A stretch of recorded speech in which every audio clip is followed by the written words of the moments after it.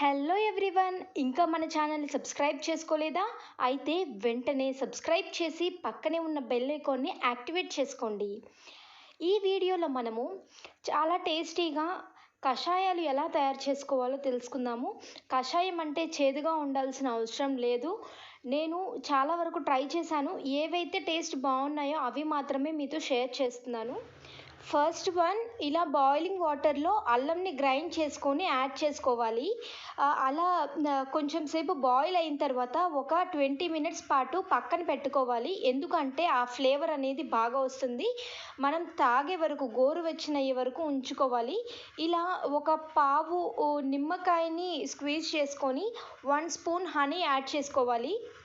ఇలా మనం పక్కన పెట్టుకున్న అల్లం కషాయం ఉంది కదా, ఇది కూడా యాడ్ చేసుకోవాలి.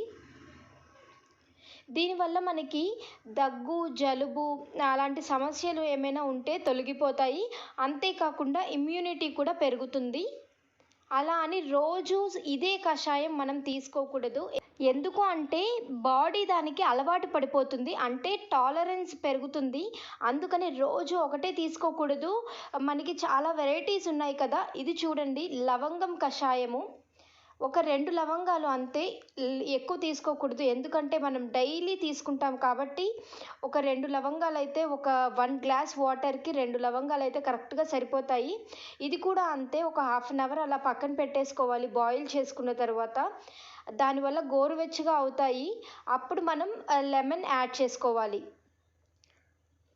ఎందుకు గోరువెచ్చని వాటర్లోనే లెమన్ యాడ్ చేసుకోవాలి అంటే, విటమిన్ సి అనేది హీట్కి ఎక్కువగా ఎక్స్పోజ్ చేయకూడదు. దాన్ని ఎక్స్పోజ్ చేయడం వల్ల ఏమవుతుందంటే విటమిన్ సి యొక్క గుణాలు కోల్పోతుంది. అప్పుడు రిజల్ట్ అనేది మనకి ఉండదు. అందుకని ఎప్పుడైనా లెమన్ని గోరువెచ్చని నీళ్ళల్లోనే మనం యాడ్ చేసుకోవాలి. లవంగం కషాయము కొంచెం ఘాటుగా ఉంటుంది. అల్లం కూడా అంతే ఘాటుగా ఉంటుంది. చిన్న పిల్లలకైతే డైల్యూట్ చేసి ఇవ్వండి.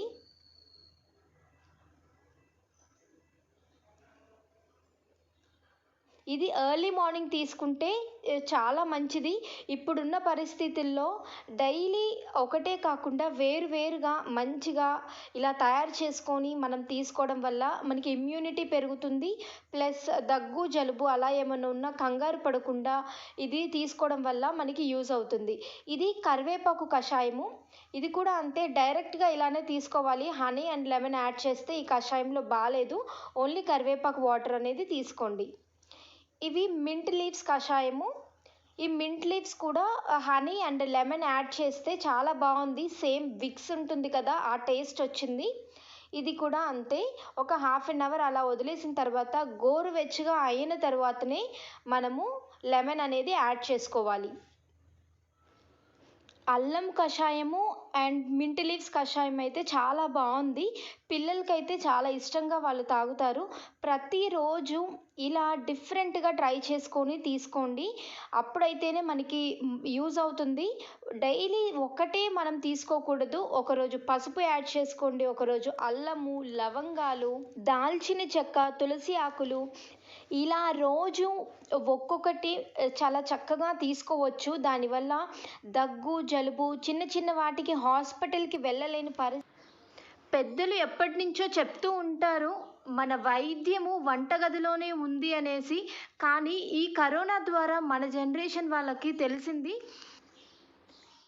Are kitchen is our pharmacy. మీకు ఈ వీడియో నచ్చినట్లయితే like, share and subscribe to my channel.